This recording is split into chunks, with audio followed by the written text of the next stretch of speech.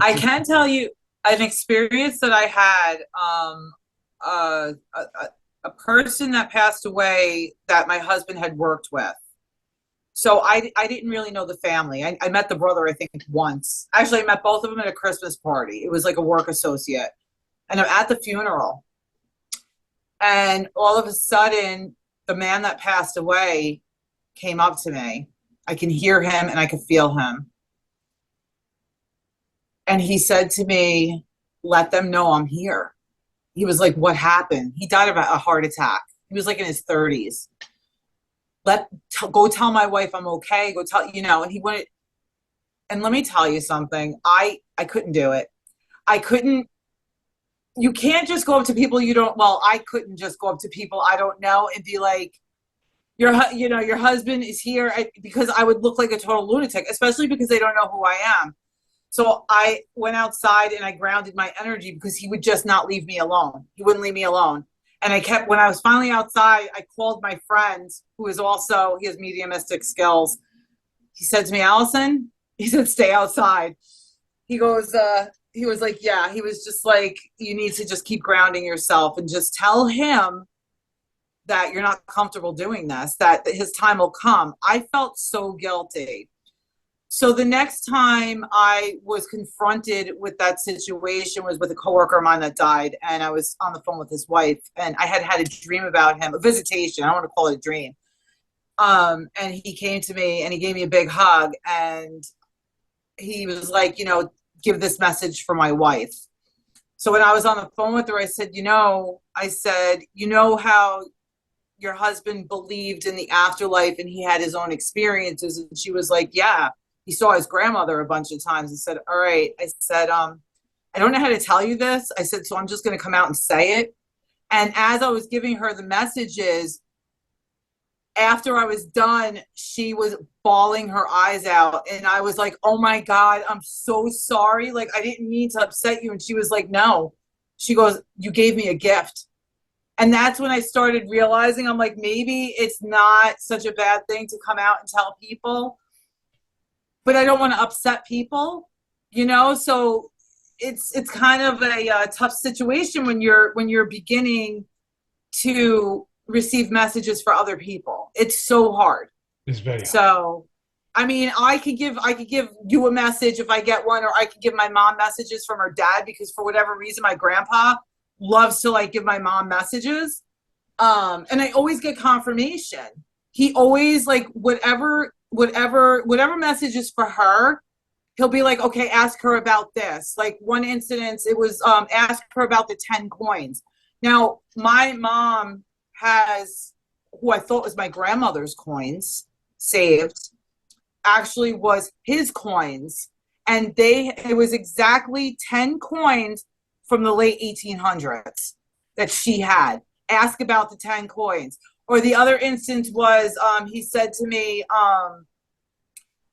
Katie Cat. Now, my mother's name is Kathy. I never knew that he called her Katie Cat. And then he was like, ask her about the green car. Okay, so I called her up. I'm like, Pop came through and he said something about Katie Cat and a green car. And she was like, oh my God. She was like, yeah, he used to call me Katie Cat. Now, he passed away 6 months before I was born. So he apparently had that nickname for her. And then there was a story about where she took like one of those Brillo pads because she wanted to wash his car. Said she washed his like green car with a Brillo pad, leaving scratches in it. And I was just like, that is unbelievable. I also get warnings for people, like if they need to check on their health. I will, if somebody that passes away comes through to me, I'll be like, make sure you do this or make sure you do that. This is what came through. I don't know. I throw my hands up in the air. I'm like, I don't know. This is what they're saying. So it's much easier now that my family can accept it more so.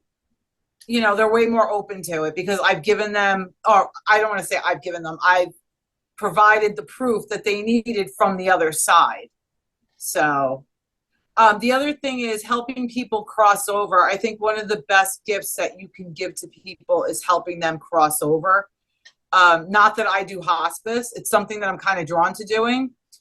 I don't know how to get into that. I would have to look into it, but just being there and holding their hand and telling them, because a lot of the times when somebody's in the hospital, they wait for you to leave because they need to be alone in order to cross over, or they need your permission to cross over.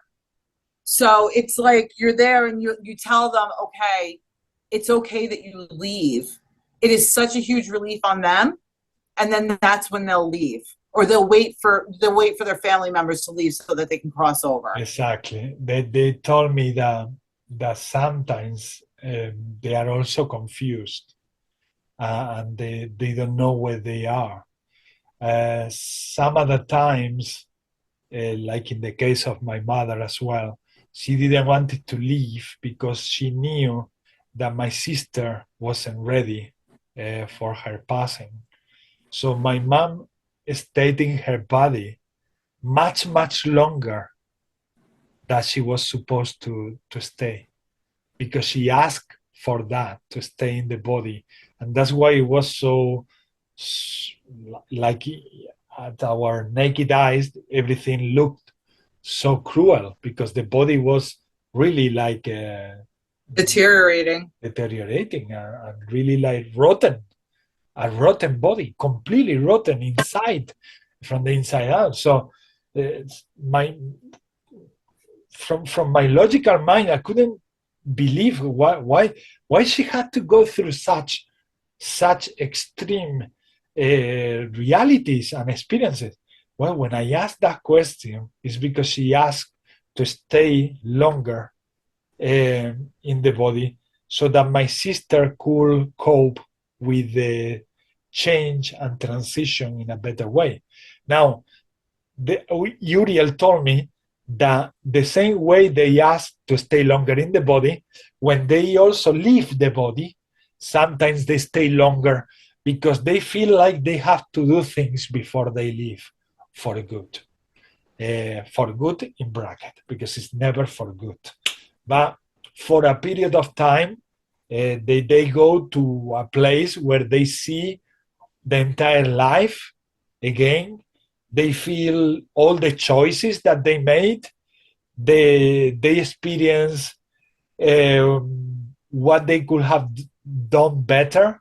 And then after they go through all of that, which is maybe in Earth like 1 week or less, after that they just go to the light, and in the light they decide whether to incarnate again or do something else in the light form, like angels support humans, or like any other entity, light entity might come to Earth to give us some information or some help. What happens is that some of them, they are so attached to their life that when they leave the body, they are so confused that they don't even know what's going on. And some of them, they try to talk thinking that they are still in the physical. Mm-hmm. And then they start feeling like frustrated because their beloveds cannot hear them. So there is a lot there that at some point we will be also talking about and dealing with, and bringing also information. We will find the ways. I keep receiving this. I keep receiving, because my mind straight away is like, how are we going to do this? I get so excited like a child, and then they keep telling me, patience, let's that happen at divine timing. Now flow with what you got, and with what you feel to say. So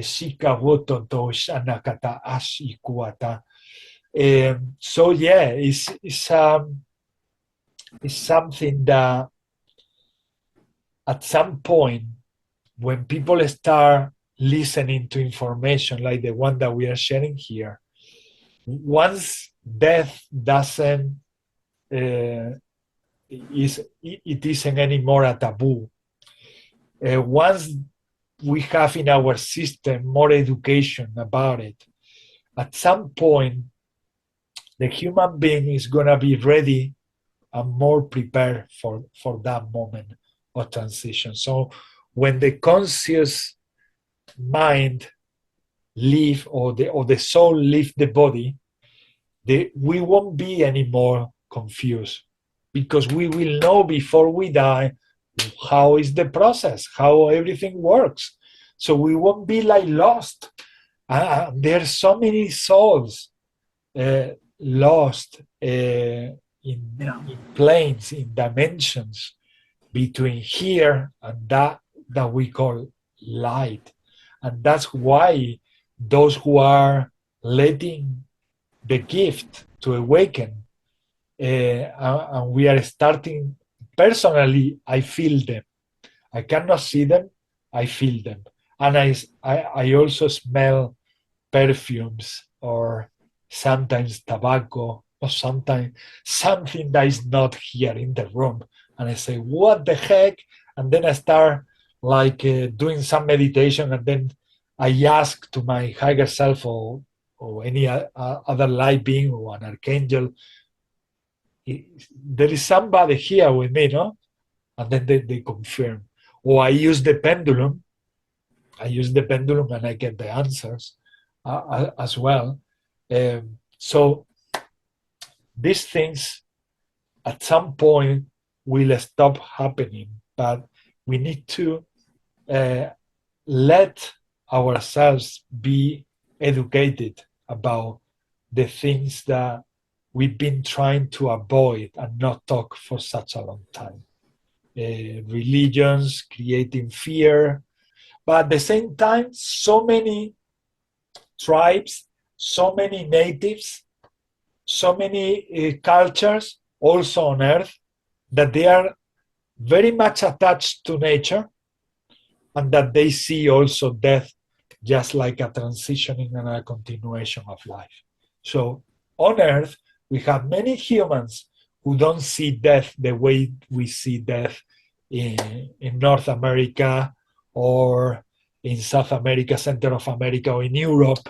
If you go to India, they don't see death. Many of them, they don't see death as we see it here. In China, also in Japan, also. Ancient cultures don't see death like the most modern cultures. Why? Because with religions and a lot of human manipulation, we have created the fear. We have created. So he's another one. Yeah, he's another one that is able to see spirits, and he has the ability, but he has always been aggressive towards these beings.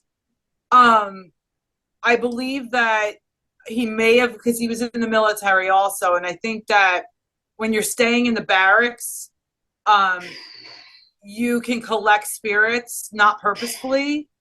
And he had a really nasty attachment that followed him to his apartment, that followed him to my house.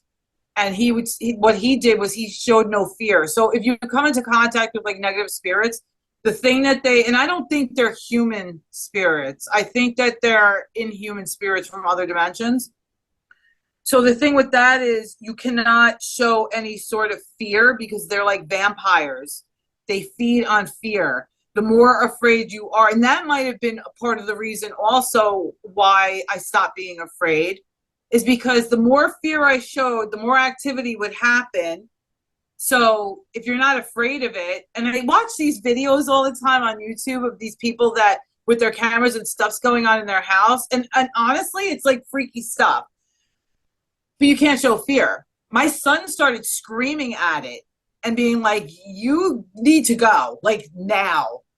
And yeah, so he kind of started that process, and then by watching him, and we tag team whatever the energy was in the house, and then we would do a lot of saging just to clean, and singing bowls and all that kind of stuff, and high frequency music, blasting it through the house just to clear energy. So yeah, my daughter too, when she was in England, she had experiences, and she has experiences now in her apartment in Florida.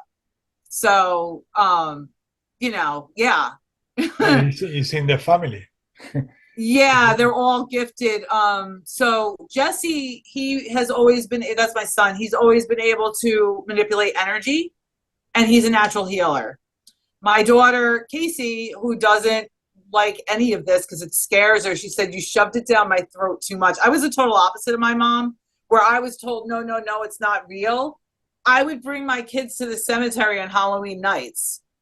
You know, this is something we would do. We would take strolls through the cemetery because it's peaceful. And I wanted them to know that if they ever saw anything, it's okay. And that's another thing for parents. If your kids have abilities, do not shut them down. Don't shut them down. But Casey saw something freaky in her window one time, and she completely shut down her abilities.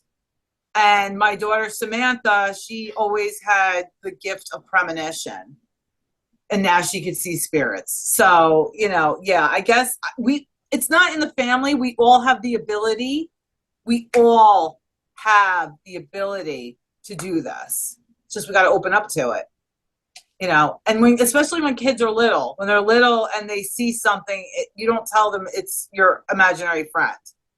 You ask them questions. You encourage them to talk about it this way that they're aware, because you don't want them to feel bad or feel like they're insane or crazy or anything like that. So you have to encourage your children to, yes, this is real and this is what you're seeing. I mean, yeah.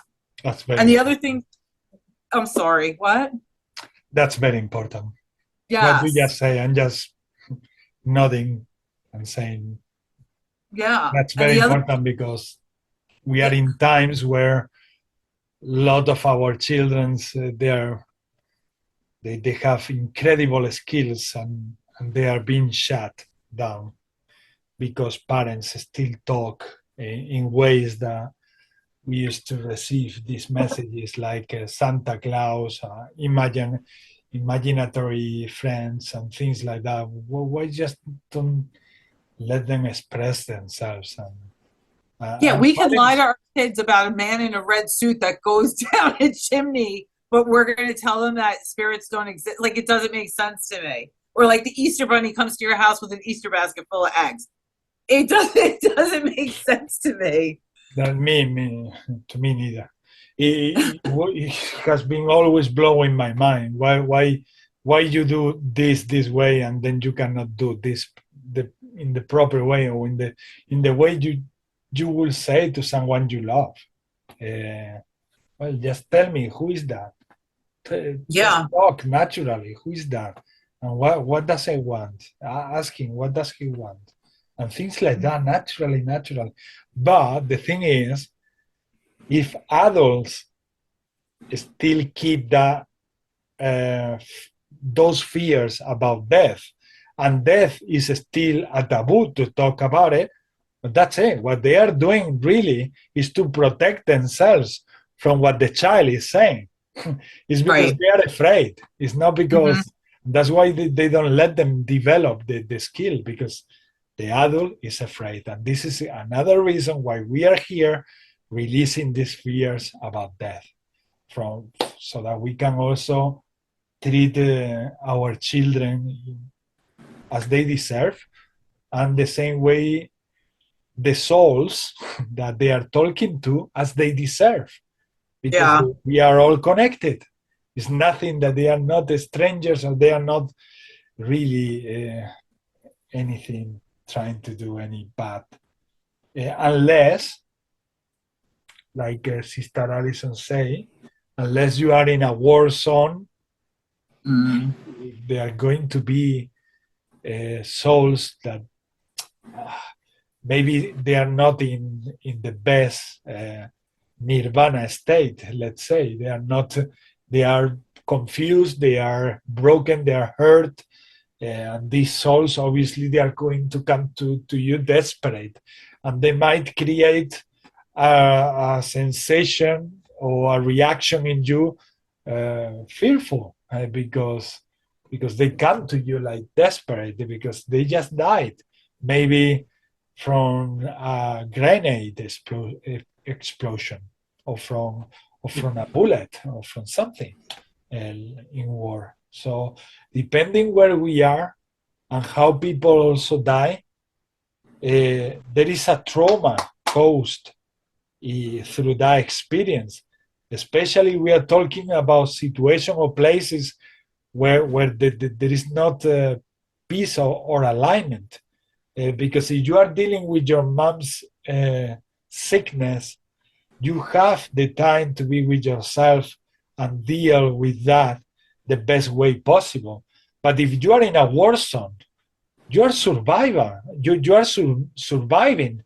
You are in a survivor mode all the time. So you don't have time to maybe pray for to Raphael or to Uriel. You might not think about anything and really of this kind of things, you know. So it also depends where we are, who we are with, what are we doing. If we are in a war zone, we are gonna find a lot of souls. Also in the hospital, in hospitals, sometimes I find so many souls who are trapped. Sometimes it's because the doctor made a mistake and the soul wants to talk to the doctor and say, don't worry, I'm fine. Some other times it's because the doctor didn't care really and the soul is hurt about what the doctor did. Sometimes there are many reasons, but it does as death or death or being dead is not separated from being alive, as is the continuation of living. Obviously, what happened here affects what happened here, because it's a continuation. It's not separated. So yes, the way we die here, the way we experience, it reflects in how the soul feels when just gets separated from the body. So, and there is where we are going to be. I have the feeling that we are going to be working, helping them. Help. I've been already guided to go to places and do light languages to release the soul from a wall or from one of these stones in Avebury. There was one stone that I felt drawn to go, and I felt like talking like languages, and then I felt that the whole area became more like highly vibrational, and I started feeling better and better, and then I asked, was it somebody here trapped? And there was a soul trapped there. So they are confused. They don't know where they are. They don't know why they died that way. Nobody explained to them anything about what's going on when we go from here to the continuation of living. We don't yet know much about it, but we will be discovering much more about it. And let's see what happens. Do you feel, Allison, like, or have you ever tried to check, like, face to face with someone, like you and me, the same way that we are here? Have you ever tried to check if there is a soul or to talk to a soul whilst you are in front of someone? I used to play a game at work. I would ask them, like, if I felt that there was a spirit around them, and there are always spirits around. It could be your spirit guides or whatever, but in particular, a human spirit, or, you know, a family member, I should say, not a human spirit, a family member. So I would ask, you know, okay, do you know let's say the person's name was Rich. Do you know a guy named Rich? And they'd be like, no. Or I'd be like, you know, just ask questions like that to try to test my own ability on the clients that were sitting in my chair.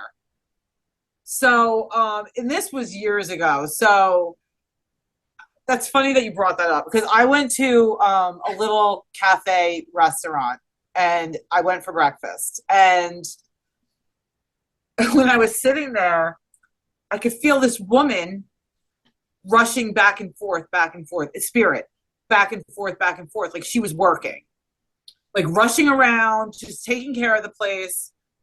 So I kept looking behind me, and my husband's looking at me like, oh God, here we go. So I didn't want to say anything to the people in the restaurant that day because it was a packed restaurant. But I left there and I was like, okay, so this is what happened to me. This woman spirit was there and she's still working. She thinks that she's still working.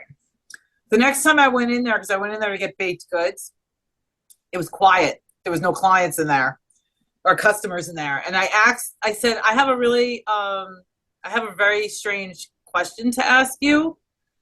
I said, did you ever have I think her name was Anna. It was either Anna or Mary work here. And this girl comes from the other side and she was like, was she German? And I said, honestly, I can't tell you what her descent was. But I was like, but she's still here. And she was like, yeah, I'm not surprised. She goes, this place is haunted. And then they were telling me stories about the experiences that they had, right? I said to them, I said, you have a man down in the basement. I said, and he's angry because he's trying to get your attention and nobody is, he's causing fear. So you're scared to talk to him. I said, he just wants you to know that he's there. I told the woman, I said, I wish to God I could go down in your basement and talk to him. I was like, because he really needs to know, you need to acknowledge that he's there. I said, once you go down the stairs and you say, okay, I know so-and-so, I know you're here, it'll quiet down. He just needs to know that he's acknowledged, that he's, that he's there. Another time, this is a very famous restaurant in Savannah, Georgia. This just happened to me a few months ago when we went on our trip to Florida. We drove down. Now, there's a restaurant called the Pirate's House, and it's so old. I've been in there quite a number of times throughout the years, but this time, because I'm more sensitive, we walk into the restaurant and I'm leaning up against the wall and I start feeling this boat sensation, okay? I sit down at the table and there is a man standing behind me, and there's also a woman that still thinks that she's waitressing from, like, I don't know, the 1500s, the 1700s, I don't know. This is how old Blackbeard was at this place. So if you know who Blackbeard is, this pirate was at this place. This is how old this place is. The man kept standing behind me, and I kept thinking, I'm like, can you please back off? Because I just wanted to enjoy my dinner.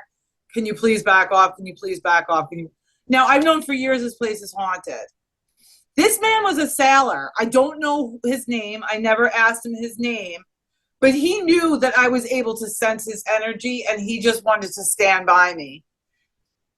There is so many accounts of this place being haunted. I mean, years ago when my kids were little, we went there. I was taking pictures, and I got orb energy. So, yeah, it's incredible. So you need to acknowledge them for the ones that are lost, or maybe they just want to be acknowledged. And then you got spirits are like people like you and me. Even though they don't have a physical body, they still carry all their emotions with them. So you're going to have people that are not so nice, and then you're going to have lovely people, so you want to treat them as if they're still alive, so to speak. The ones that need help, you can always ask them if they need help crossing over, because there are instances, like you said, where they're just taken out of their body and they have no idea what happened. In some instances, they're still looking for like a lost child or a mate or something. You know what I'm saying? So each situation is different. Yeah, it's fascinating, but it's fascinating. The feelings that I get. Have you ever tried to ask if they're around you with the intention of talking to them, or it always happens like that naturally? It happens naturally. you were always doing somewhere and then that happened? Well, Something like no, okay.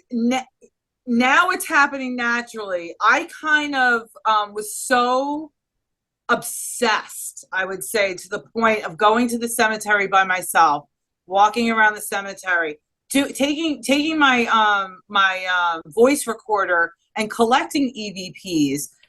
There was this one cemetery I would go to because it was so close to my house when I lived at the other town that I would just walk there while my kids were in school. I would just go there and walk around the cemetery.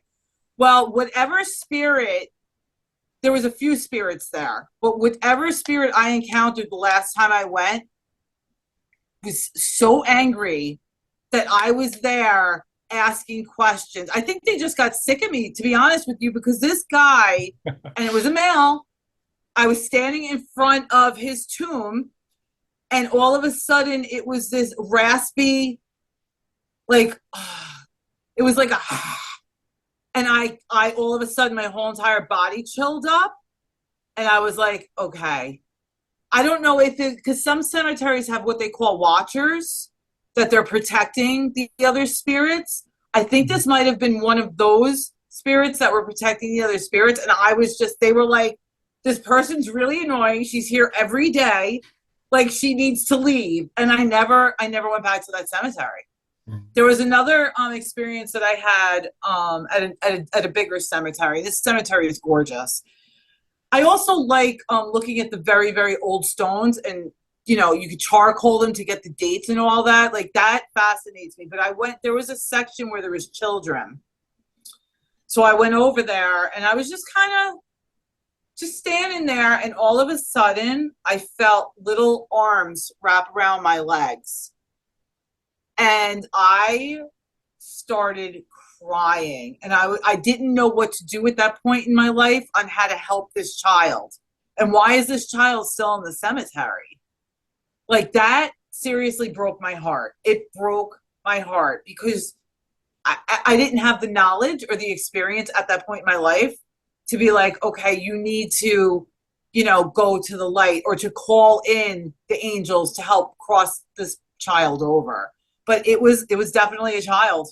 It was definitely a child. And I'm telling you, it broke my heart. It broke my heart.